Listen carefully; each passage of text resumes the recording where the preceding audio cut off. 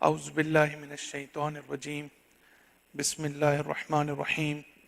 الحمد للہ رب العالمین والصلاة والسلام علی اہل بیتہ الطیبین الطاہرین المعصومین اما بعد فقد قال الحکیم فی کتابہ المجید وفرقانہ الحمید بسم اللہ الرحمن الرحیم قال الذین کفروا ان ھذا الا افک افتراہ وَأَعَانَهُ عَلَيْهِ قَوْمٌ آخَرُونَ فَقَدْ جَاءُوا ظُلْمًا وَزُورًا۔ سورہ فرقان کی آیت نمبر 3 آیت نمبر 4 اس کی میں نے تلاوت کی ہے آج۔ اللہ تعالیٰ قرآن مجید کی اس سورہ کی آیت نمبر 4 میں ارشاد فرماتا ہے کہ وَقَالَ الَّذِينَ كَفَرُوا إِنْ هَذَا إِلَّا إِفْكٌ افْتَرَاهُ وَأَعَانَهُ عَلَيْهِ قَوْمٌ آخَرُونَ۔ یہاں کفار کے بات کو نقل کیا جا رہا ہے کہ وہ کس طرح سے پیغمبر کو، ہمارے نبی کو اس زمانے میں ان پر الزام لگاتے تھے اور یہ کہتے تھے اور یہ تہمت لگاتے تھے کہ یہ کتاب جو ان کی طرف سے لائی گئی ہے، یہ کتاب جو ہے وہ جھوٹ ہے، اور جو ایسا ہے کہ جو انہوں نے جس کو خود گھڑا ہے، اور اس کا تعلق جو ہے نہ خدا سے ہے نہ جو یہ دعویٰ کرتے ہیں، تو اس لحاظ سے انہوں نے سب سے پہلا الزام پیغمبر پہ یہ لگایا کہ بنیادی طور پر یہ جو ہے ان کا خود گھڑا ہوا کلام ہے کہ جس کو وہ خدا کے ساتھ جو ہے منسوب کرتے ہیں۔ وَأَعَانَهُ عَلَيْهِ قَوْمٌ، اور ایک اور گروپ نے، ایک اور کچھ افراد نے ان کی مدد کی ہے رسول کی، کہ جس کے بعد انہوں نے اس کتاب کو جو ہے اس انداز میں پروڈیوس کیا ہے۔ اللہ تعالیٰ فرماتا ہے کہ فقط جاؤ ظلمًا وزورا، کہ یہ کتنی گریٹ انجسٹس ہے اور کتنا زیادہ یہ فالسہڈ ہے اور جھوٹ ہے اور یہ تہمت ہے۔ اللہ تعالیٰ یہاں پر ان کا جواب نہیں دیتا، یعنی جو انہوں نے اعتراض کیا ہے اس کا اعتراض کا جواب جو ہے اللہ تعالیٰ یہاں پر نہیں دیتا، صرف یہ کہتا ہے کہ یہ بہت بڑا ایک جھوٹ ہے اور جو ہے اس کی کوئی بنیاد نہیں ہے، یہ بے اساس ہے۔ اگر ہم قرآن مجید کی اس آیت پر تھوڑا سا غور کریں تو اس میں بعض بڑے اہم نکات اور بڑے اہم پوائنٹس بھی موجود ہیں۔ پہلی بات اس میں یہ ہے کہ ایک بہت بڑا ایشو اس زمانے میں یہ تھا کہ جب قرآن مجید کی آیات نازل ہو رہی تھیں اور قرآن کو سامنے لایا گیا، تو اس زمانے کے جو کفار تھے، جو دشمن تھے، جو مشرکین تھے، ان کے لیے یہ بات قابل قبول نہیں تھی اور یہ ان کو سمجھ سے باہر تھی کہ ایک ایسا انسان کہ جس نے کبھی کسی کے پاس جا کر تعلیم حاصل نہ کی ہو، اور جس نے کبھی کسی اسکول میں، کسی مدرسے میں، کسی مکتب میں نہ گیا ہو، جس کو آج تک کسی نے کچھ لکھتے نہ دیکھا ہو، وہ کس طرح سے ایک اتنی عظیم معارف اور بلند مضامین پر مبنی ایک کتاب جو ہے وہ اس طرح سے پروڈیوس کر سکتا ہے۔ لہٰذا اس کے ساتھ انہوں نے پھر جو ہے وہ ایک اپنی جسٹیفیکیشن دینی شروع کی اپنے الزام کی، اور کہا کہ یہ شخص جو ہے یہ کچھ لوگ ہیں جو اس کی مدد کر رہے ہیں، جو پرانی کتابیں لکھی ہوئی ہیں، جو آسمانی کتابیں ہیں، ان سے ان کے پاس یہ جاتا ہے اور یہ کتابیں جو ہیں ان کو ترجمے کروائے جاتے ہیں، اور پھر وہ کچھ افراد ہیں جو ان کے ماہر ہیں، جو پیغمبر کو سب کچھ بتاتے ہیں، سکھاتے ہیں، اور پھر لوگوں کے سامنے آ کر وہ انہی باتوں کو جو ہے پڑھ دیتے ہیں اور اس کو جو ہے وہ قرآن کا نام دیتے ہیں۔ تو یہ ایک ایشو وہاں پر موجود تھا کہ جو سب سے بڑا تھا، کہ جس کے بارے میں قرآن مجید کہتا ہے کہ یہ بہت بڑا ظلم ہے اس طریقے سے جو ہے آپ کسی کے اوپر الزام لگائیں اور جس کی کوئی بیس بھی نہ ہو اور جو بیس لیس بھی ہو۔ تو سب سے پہلا جو یہاں پر ایشو آتا ہے وہ یہ آتا ہے کہ یہ کس طرح سے ممکن ہے کہ اس زمانے میں جب لوگوں کی ایک دوسرے کے ساتھ واقفیت بھی ہوتی تھی اور ایک قبائلی نظام بھی موجود تھا اور ظالم سردار بھی جو ہے موجود تھے، تو یہ اصلاً عقل میں آنے والی بات نہیں ہے کہ فرض کرتے ہیں کہ مثلا ان کے دور میں ایسے کچھ افراد بیٹھے ہوئے تھے کہ جو پیغمبر کو سکھاتے تھے، ان کو تعلیم دیتے تھے۔ تو پھر سوال یہ ہوتا ہے کہ مورخین نے اس بات کو لکھا ہے کہ انہوں نے کیوں نہیں وہاں پر گئے اور انہوں نے ان تمام اس میٹیریل کو قبضہ قدرت میں کر لیا، اور کیوں نہیں اس کو اس وقت جو ہے وہ برملا کیا کہ فلاں جگہ پر فلاں مکان میں جو ہے وہ نبوت کی تیاریاں ہو رہی ہیں، جبکہ وہ بڑے ظالم بھی تھے اور پیغمبر اکرم صلی اللہ علیہ وآلہ وسلم کے جو کمپینینز تھے ان کو جو ہے بہت زیادہ وہ ٹارچر بھی کرتے تھے، ایذائیں بھی پہنچا رہے تھے۔ لیکن اس کے باوجود جو ہے اگر ان کے لیے ممکن ہوتا اور اگر ایسی کوئی جگہ ہوتی کہ جہاں پر ان کو یہ شک ہوتا کہ کچھ لوگ ہیں جو پیغمبر کی مدد کر رہے ہیں، تو پھر ان کے لیے تو کوئی مشکل نہیں تھا کہ ایسی جگہ کو جو ہے وہ ایسی جگہ پر چھاپا مارنا۔ اور پھر یہ لوگ جن کے کچھ نام بھی تاریخ میں ہمارے پاس موجود ہیں کہ جو عیسائی راہب بھی ہیں اور کچھ رابائز بھی ہیں کہ جن کے بارے میں جو ہے کہا جاتا تھا کہ کفار اور مشرکین کی طرف سے کہ یہ ہیں جو کتابوں کے ترجمے کر کر کے پیغمبر کو بتاتے ہیں اور وہ قرآن کی شکل میں جو ہے ان کو پیش کرتے ہیں۔ لیکن تاریخ میں ہمیں جب جاتے ہیں تو ہمیں یہ پتہ چلتا ہے کہ وہاں پر کس کی کیا قابلیت تھی وہ بھی کسی سے نہیں چھپی ہوئی تھی، اور خاص طور پر اس دور میں اور اس زمانے میں جو ہے کون پڑھا لکھا تھا کون پڑھا لکھا نہیں تھا سب جو ہے اس کی نظروں میں موجود تھی۔ اور پھر جو ہے وہ جو ہے اس کے علاوہ جو پیغمبر کو سکھا رہے ہیں وہ خود بھی نبوت کا جو ہے وہ دعویٰ کر سکتے تھے۔ تو بہرحال یہاں جو سب سے جو قرآن کا ایک لحاظ سے ایک معجزاتی پہلو بھی ہے کہ جس کو سمجھنے کی ضرورت ہے کہ قرآن جو ہے وہ جب نازل ہوا تو اس زمانے کے جو عرب تھے، اس زمانے کے جو دشمن تھے، اس زمانے کے جو کفار تھے اور مشرکین تھے، ان کے لیے ایک تو یہ بہت بڑا ان کے لیے چیلنج تھا کہ وہ انسان کہ جس نے کبھی کسی کے پاس تعلیم حاصل نہ کی ہو، وہ کس طریقے سے اس کتاب کو وجود میں لا سکتا ہے، وہ کس طریقے سے اتنے ایگزالٹڈ جو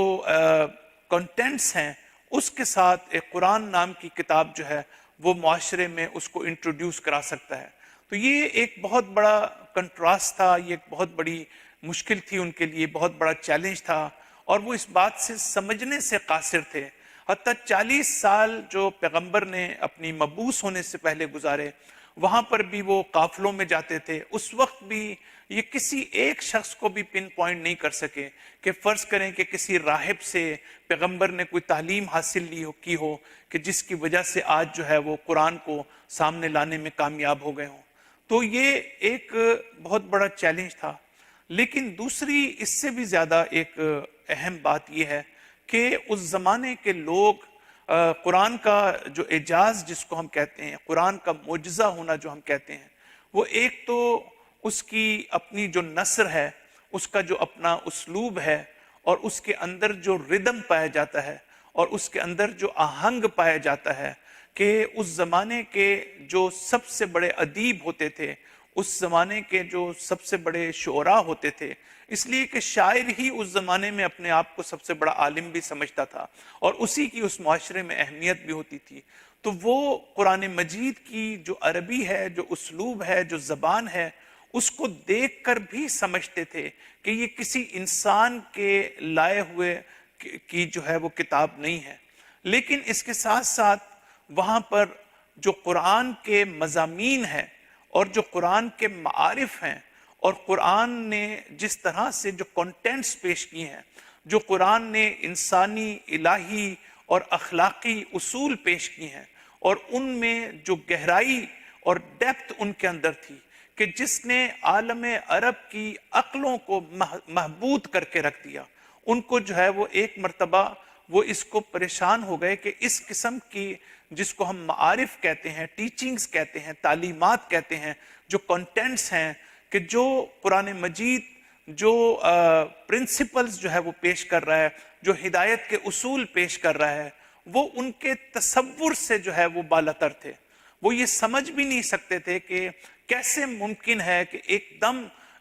گویا اس کتاب کے کنٹینٹس نے، نہ صرف الفاظ نے، نہ صرف عربی نے، بلکہ اس کے محتوا اور اس کے نفس مضمون اور اس کے کنٹینٹس نے جو ہے وہ عالم عرب میں ایک انقلاب برپا کر دیا، اور ان کی عقلوں میں بھی جو ہے وہ ایک انقلاب برپا کر دیا. اور پھر آپ دیکھیں قرآن مجید میں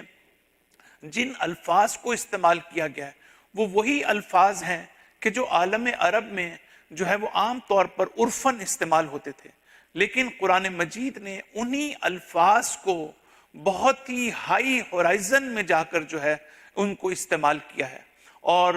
ایک اسپریچول کانٹیکسٹ میں قرآن کبھی تجارت کی بات کرتا ہے، کبھی سود کی بات کرتا ہے، کبھی نفس کی بات کرتا ہے. بہت سی ساری اصطلاحات اس زمانے میں عرب معاشرے میں استعمال ہوتی تھی، لیکن قرآن نے ان کو مختلف کانٹیکسٹ میں جو ہے وہ پیش کیا. تو اس لحاظ سے قرآن کا جو معجزاتی پہلو ہے وہ بہت زیادہ اپنی جگہ پر اہمیت کا حامل ہے، کہ جو ہمیں یہاں پر نظر آتا ہے کہ اب قرآن مجید کہتا ہے کہ یہ تم جو ہو ایک بہت بڑا ظلم کر رہے ہو، اور یہ جو ہے تم جھوٹ ہے جو پیغمبر کے اوپر تم باندھ رہے ہو. تو قرآن مجید اس کو جواب دینا جو ہے وہ گوارا نہیں کرتا، اور اس کو جو ہے وہ ان کے اس لحاظ سے وہ اہمیت نہیں دیتا کہ یہ لوگ جو ہیں وہ اگر اعتراض کر رہے ہیں تو اس کے اعتراض کا جواب دیں. اس لیے کہ جب آپ ایک بات بالکل بے اساس کرتے ہیں، جب آپ بیس لیس ایک بات کرتے ہیں کہ جس کی کوئی بنیاد نہیں ہے، جس کی کوئی اساس نہیں ہے، جس کا کوئی جواب نہیں ہے، جس کا کوئی پیچھے استدلال نہیں ہے، تو کبھی کبھی ہماری زندگی میں بھی اس طریقے سے ہوتا ہے کہ بعض لوگ جو قرآن کہتا ہے نا تم لوگ ظلم کرتے ہو، تو ظلم کئی لحاظ سے ہے. ایک ظلم یہ ہے کہ تم ایک ایسے انسان کو کہ جو اللہ کا بندہ ہے، جو اللہ کا نمائندہ ہے، جو اللہ کا جانشین ہے، جو رسول بن کر آیا ہے، جو نبی بن کر آیا ہے، جو انسانوں کی ہدایت کے لیے آیا ہے، اور جو انسانوں کی ہدایت کے لیے آیا ہے، تم اس کا راستہ روک رہے ہو، تم اس کے راستے میں رکاوٹ بن رہے ہو. اور پھر وہ قرآن کہ جو خود ایک کتاب ہدایت ہے، کہ جو لوگوں کو انسان بنانے کے لیے، لوگوں کو ان کے مقصد خلقت سے قریب کرنے کے لیے، لوگوں کی اسپریچول ڈیولپمنٹ کے لیے یہ کتاب آئی، لیکن تم اس کتاب کو انڈرمائن کر رہے ہو، اس کتاب کو چیلنج کر رہے ہو. تو اس لحاظ سے قرآن جو ہے وہ ظلم کا لفظ یہاں پر استعمال کرتا ہے کہ ان لوگوں نے جو ہے بنیادی طور پر یہ ایک بہت بڑا ظلم کیا ہے. پھر قرآن مجید میں 5ویں آیت میں بھی تقریباً یہی ہے، وَقَالُوا أَسَاطِيرُ الْأَوَّلِينَ اكْتَتَبَهَا فَهِيَ تُمْلَى عَلَيْهِ بُكْرَةً وَأَصِيلًا، کہ اس میں تو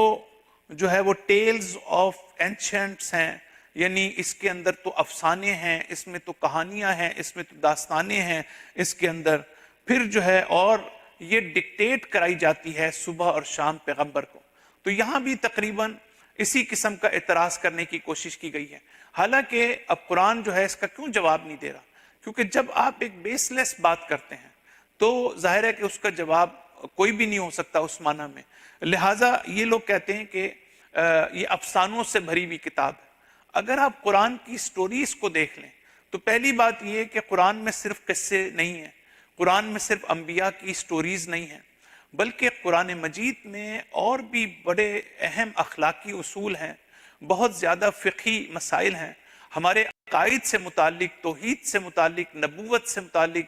جو ہے وہ آخرت سے متعلق بے پناہ چیزیں موجود ہیں. تو پھر یہ اعتراض کرنا کہ یہ تو وہ کتاب ہے کہ جس کے اندر جو ہے صرف داستانیں ہیں اور صرف کہانیاں ہیں اور صرف افسانے ہیں. اور پھر اگر آپ ان داستانوں کو بھی پڑھیں، اگر آپ قصص سے قرآن بھی پڑھیں، تو آپ کو معلوم ہوگا کہ قرآن نے جس انداز میں سٹوریز کو بیان کیا ہے وہ عام جو کہانیاں لکھی جاتی ہیں یا ناول لکھے جاتے ہیں یا افسانے لکھے جاتے ہیں اس سے بالکل مختلف ہے. پہلی بات تو یہ قرآن نے جن سٹوریز کو نقل کیا ہے اس میں ایک تو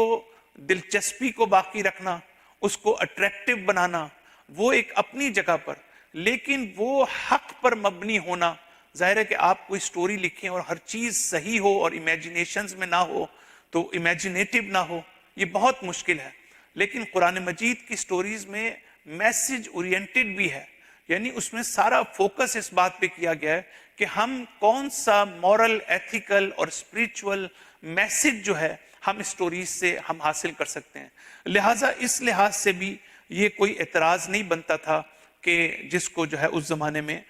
کیا جا رہا تھا. اللہ تعالیٰ کہتا ہے قُلْ أَنزَلَهُ الَّذِي يَعْلَمُ السِّرَّ فِي السَّمَاوَاتِ وَالْأَرْضِ إِنَّهُ كَانَ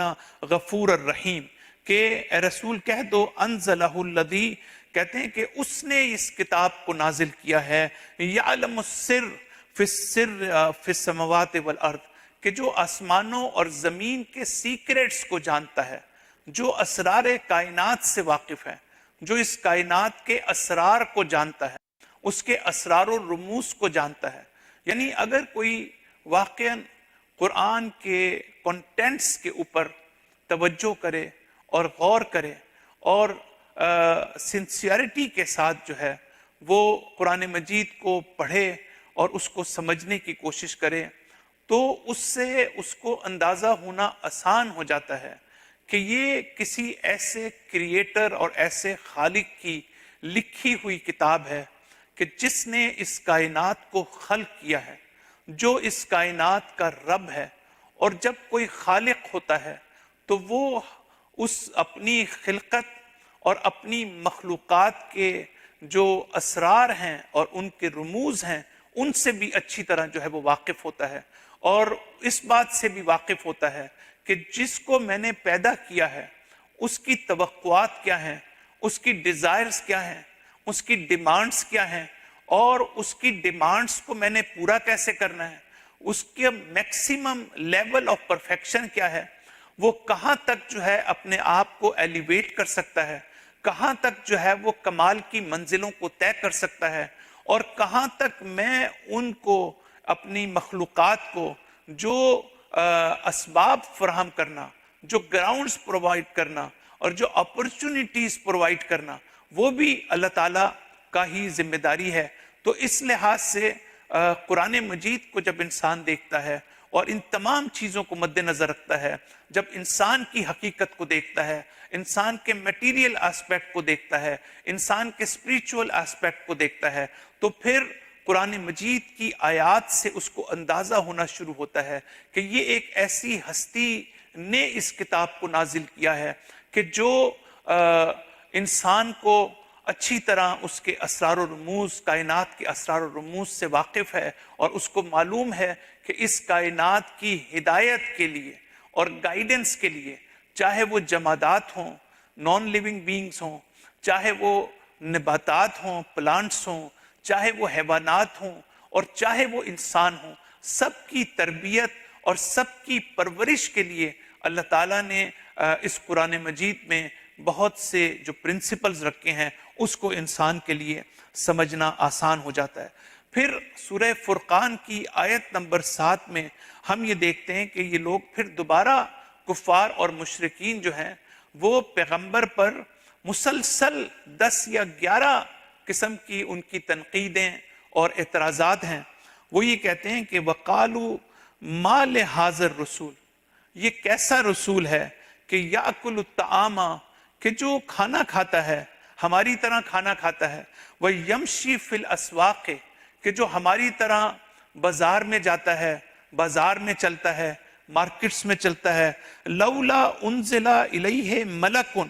کیوں نہیں اس کے ساتھ، اگر یہ اللہ کا نبی ہے تو کیوں نہیں اس کے ساتھ جو ہے ایک فرشتہ بھیجا گیا، فیکون معہ نذیرا، کہ اس کے ساتھ وہ اس کی مدد کرنے والا ہوتا، اسی کی طرح وہ بھی جو ہے وہ وارنر ہوتا. تو یہ قرآن مجید کی ہمارے پاس جو 7ویں آیت ہے، اس آیت کے اندر بھی اگر آپ غور کریں تو بڑی کچھ امپورٹنٹ باتیں ہیں کہ جس کو سمجھنے کی ضرورت ہے. اور وہ یہ ہے کہ جب قرآن میں یہ بتایا گیا ہے کہ ہم تو ایسے کو نبی نہیں مانتے، جو ہماری طرح چلتا ہے، ہماری طرح کھاتا ہے، ہماری طرح جو ہے وہ بازار میں چلتا ہے. اور پھر آگے چل کر بھی اس میں لکھتے ہیں کہ او یلقا الیہ کنز، تو نہ تو اس پر کوئی خزانہ جو ہے اللہ تعالیٰ نے بھیجا ہے، کوئی سونا، کوئی خزانہ، کوئی ٹریجر. او تکون لہ جنت، نہ تو اس کے پاس کوئی باغ موجود ہے، یاکل منہا، کہ جس سے یہ کچھ کھا سکے. وقال الظالمون ان تتبعون الا رجلا مسحور، اور پھر یہ ظالم یہ کہتے ہیں ان لوگوں سے کہ جو رسول کی طرف مائل ہو رہے تھے کہ کیا تم ایسے شخص کی اتباع کر رہے ہو کہ جس پر جو ہے وہ جادو کا اثر ہو گیا ہے، جو مسحور ہے. تو اگر آپ اس حوالے سے اس چیز کو دیکھیں تو یہاں پر میں صرف جو ہمارے پاس وقت موجود ہے چند اہم میسیجز کی طرف اشارہ کرنا چاہتا ہوں. اور وہ یہ کہ ہمارے زمانے میں بھی اس وقت یہ میسیج جو ہے اس کو ہم سمجھ سکتے ہیں اور ان حالات کو ہم ہر دور میں دیکھ سکتے ہیں. پہلی بات تو یہ کہ جو ہے قرآن مجید ان افراد کی طرف اشارہ کر کے کہتا ہے کہ نہ تو ان کے پاس صحیح ورلڈ ویو ہے، نہ ان کے پاس صحیح نالج ہے، نہ ہی ان کے پاس جو ہے وہ صحیح اپروچ ہے، اور پھر نہ ہی ان کا اتنا فہم و فراست ہے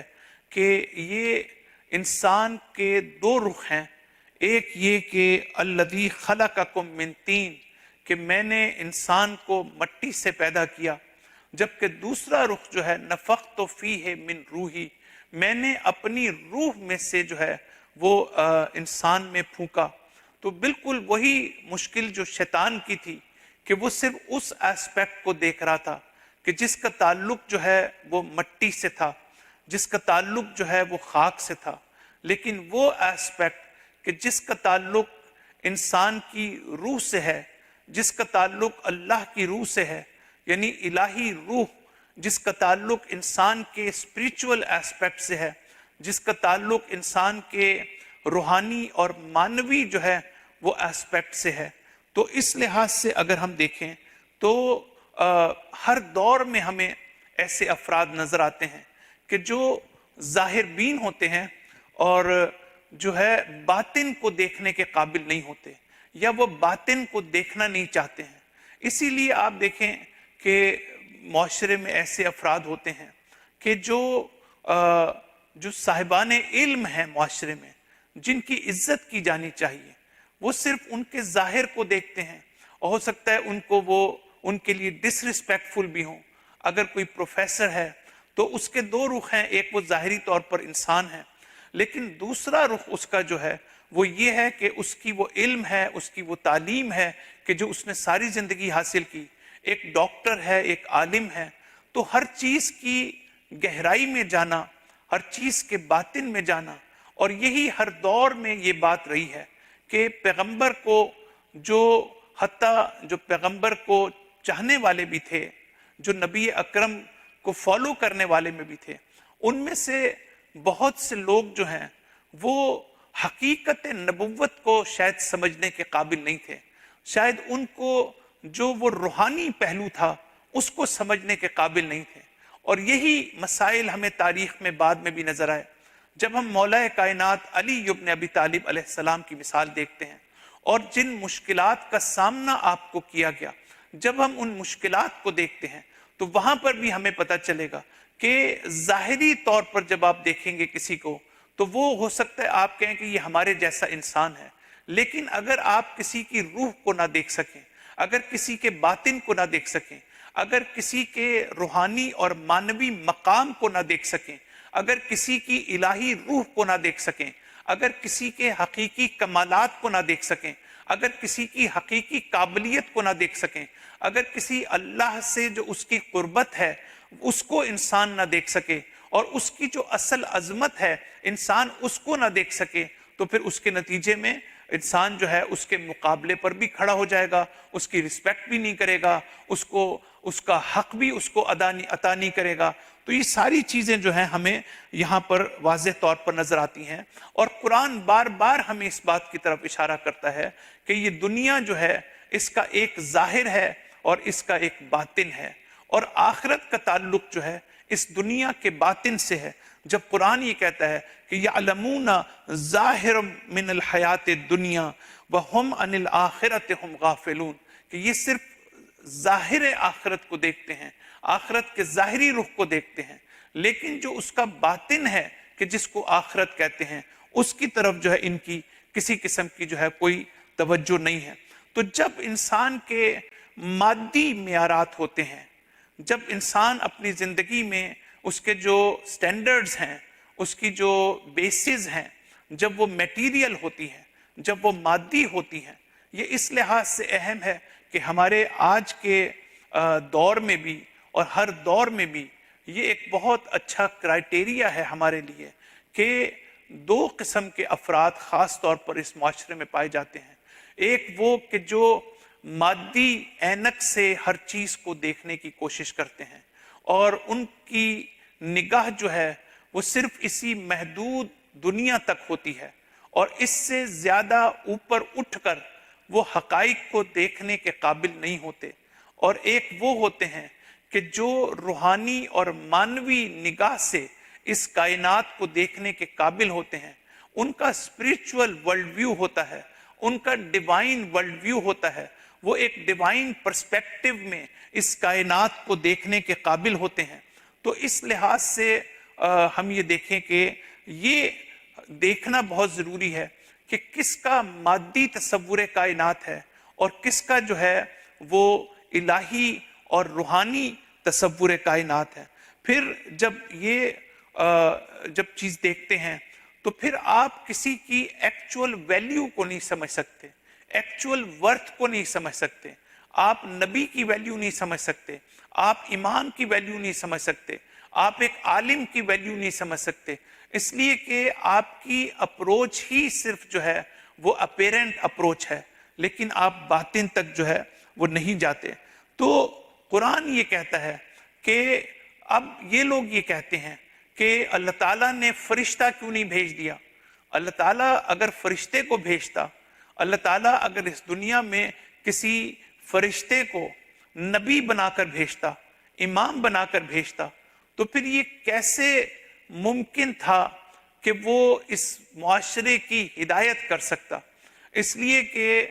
پہلا سوال سب سے بڑا یہ ہوتا کہ جو ہماری صنف میں سے نہیں ہے، جو ہمارے طبقے میں سے نہیں ہے، جو انسانوں کی دنیا سے جس کا تعلق نہیں ہے، اگر وہ کوئی اچھا کام کرتا ہے تو وہ ہمارے لیے نمونہ عمل کیسے ہو سکتا ہے. اگر کوئی جو ہے کسی مشکل کو برداشت کرتا ہے تو وہ ہمارے لیے کس طرح سے نمونہ عمل ہو سکتا ہے. اگر وہ راہ خدا میں زحمتوں کو برداشت کرتا ہے تو وہ ہمارے لیے کیسے نمونہ عمل ہو سکتا ہے. تو اس لحاظ سے جب سورہ جمعہ میں بھی اللہ تعالیٰ فرماتا ہے کہ هو الذی بعث فی الامیین رسولا منہم یتلو علیہم آیاتہ، کہ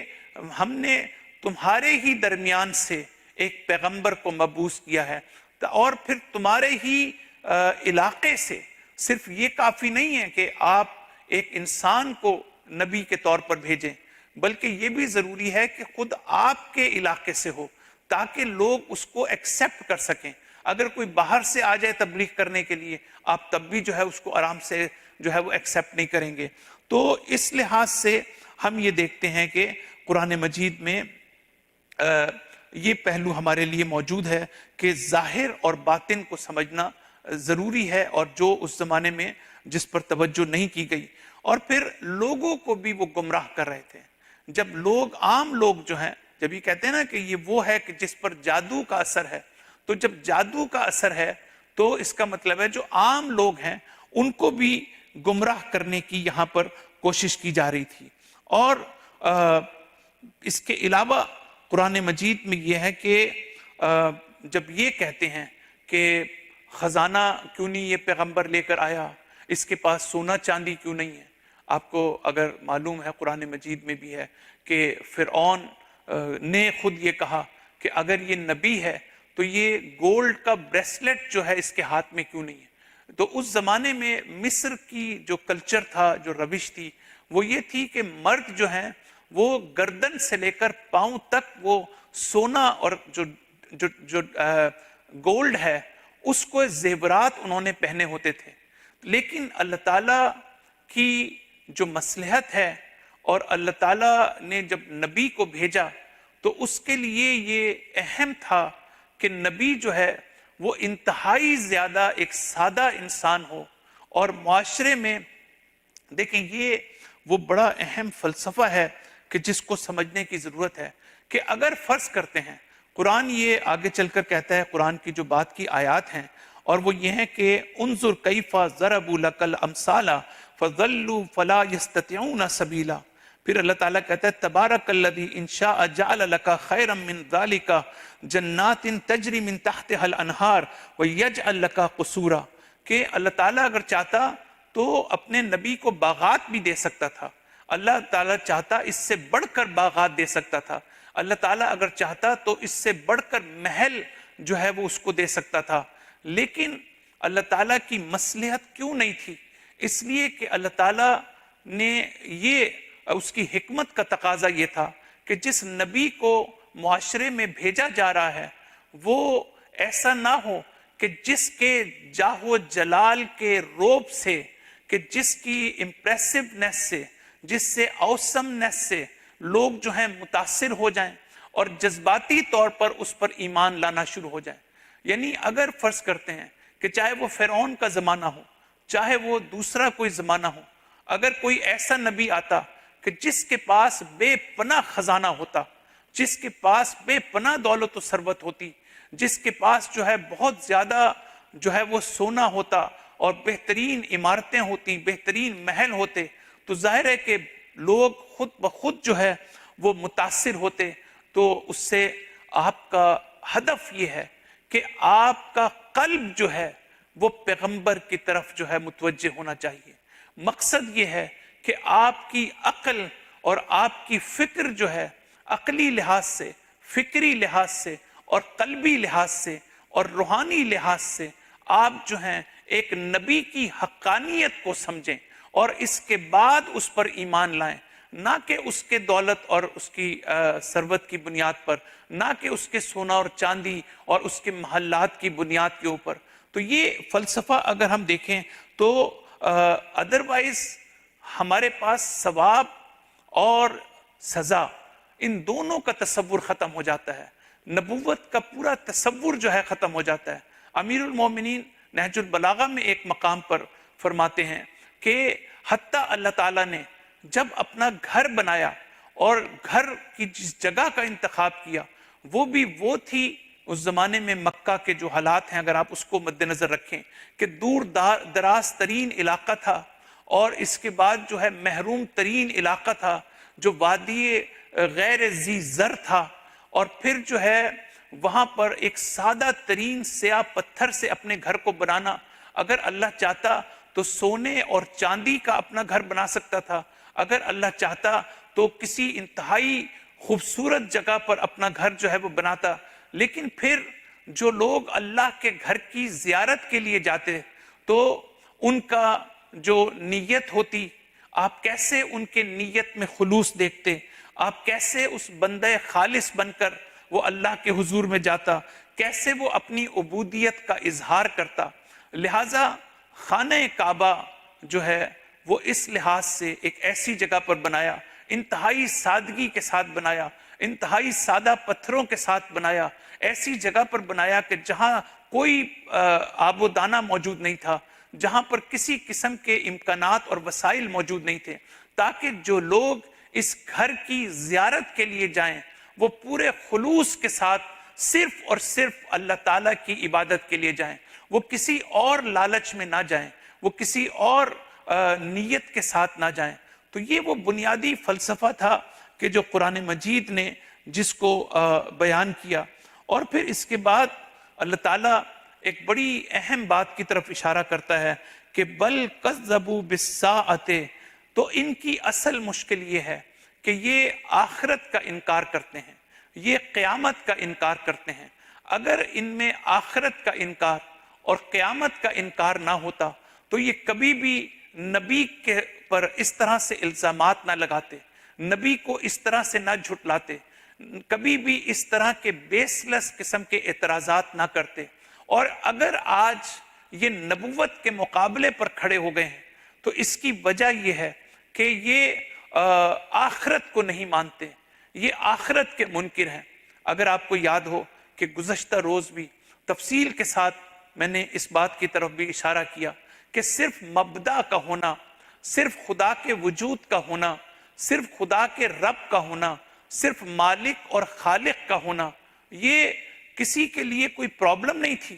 ہر ایک کے لیے اس کو ماننا آسان تھا کہ ہمیں کوئی اعتراض نہیں ہے کہ ایک خدا ہے، ایک خالق ہے، ایک رب ہے، ایک اس کائنات کا مالک ہے۔ پرابلمز شروع ہوتی ہیں جہاں پر آخرت کا تصور آتا ہے، جہاں پر معاد کا تصور آتا ہے، جہاں پر ڈے آف ججمنٹ کا تصور آتا ہے۔ اس لیے کہ اگر آپ آخرت نہ ہو تو اس کا مطلب ہے کہ آپ اکاؤنٹیبل نہیں ہیں، آپ کی کوئی ذمہ داری نہیں ہے۔ اور یہ لوگ جو ہیں اس ذمہ داری سے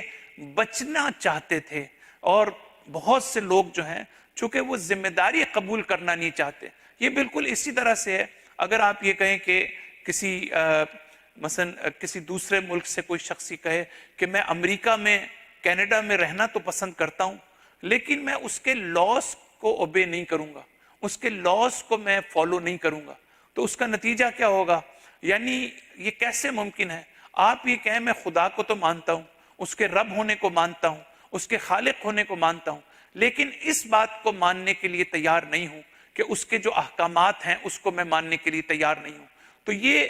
اسی لیے ایک مقام پر سورہ قیامت کے اندر جب یہ قیامت کے اوپر اعتراض کیا گیا کہ یہ قیامت کیا ہے اور یہ کب آئے گی، تو اللہ تعالیٰ کہتا ہے لِيَفْجُرَ أَمَامَهُ، اصل میں ان کو قیامت کا جو انکار کر رہے ہیں، ایسا نہیں ہے کہ ان کے پاس کوئی استدلال موجود ہے،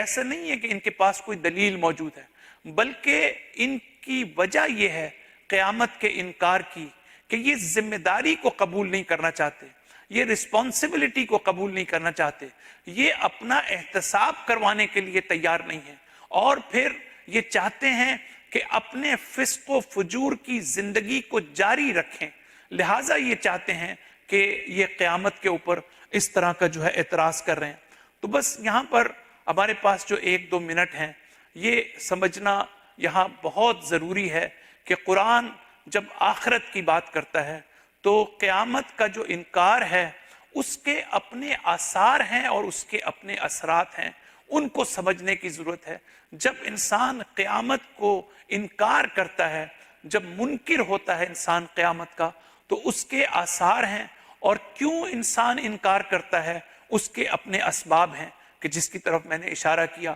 کہ قرآن یہ کہتا ہے کہ یہ چاہتے ہیں کہ اپنی معصیت کی زندگی، گناہ کی زندگی، فسق و فجور کی زندگی، یہ اس کو جاری رکھیں، اس لیے یہ قیامت کا انکار کرتے ہیں۔ یہ اس لیے انکار نہیں کرتے ہیں کہ ان کے پاس کوئی دلیل موجود ہے، ان کے پاس کوئی عقل موجود ہے۔ اسی طریقے سے جو لوگ قیامت کا انکار کرتے ہیں ان پر بھی جو اثر پڑتا ہے، قرآن مجید مختلف جگہ پر اشارہ کرتا ہے۔ انشاءاللہ کل کے لیکچر میں بعض نکات کی طرف جو ہے وہ مثلا اشارہ کروں گا، لیکن آخر میں قرآن مجید کی آیت کہ أَرَأَيْتَ الَّذِي يُكَذِّبُ بِالدِّينِ فَذَلِكَ الَّذِي يَدُعُّ الْيَتِيمَ، کہ کیا تم نے نہیں دیکھا کہ جو لوگ آخرت کا انکار کرتے ہیں، آخرت کا انکار کرنے کی وجہ سے یہ لوگ یتیموں کو جو ہے وہ دھکا دیتے ہیں، یتیموں کو ریجیکٹ کرتے ہیں۔ یتیموں سے مراد صرف یتیم نہیں ہے بلکہ ہر وہ شخص جو ضرورت مند ہے، ہر وہ شخص جو نیڈ فل ہے۔ پھر یہ لوگ جو طعام ہے، یعنی کسی کو کھانا کھلانا، خوراک کا بندوبست کرنا، غریب کو کھانا کھلانا، کسی کی بھوک مٹانا، نہ صرف یہ کہ خود کھانا نہیں کھلاتے بلکہ یہ دوسروں کو بھی موٹیویٹ نہیں کرتے، دوسروں کو بھی جو ہے وہ دعوت نہیں دیتے کہ وہ ایسا ماحول قائم کریں کہ جس کے تحت جو ہے وہ غریبوں کی مدد کر سکیں۔ اللہ تعالیٰ ہم سب کو توفیق عطا فرمائے کہ ہم قرآن کو بہتر سے بہتر طور پر سمجھ سکیں، اپنی زندگی میں قرآن کو نافذ کر سکیں۔ وصلی اللہ علی محمد وعلی آلہ الطیبین الطاہرین المعصومین۔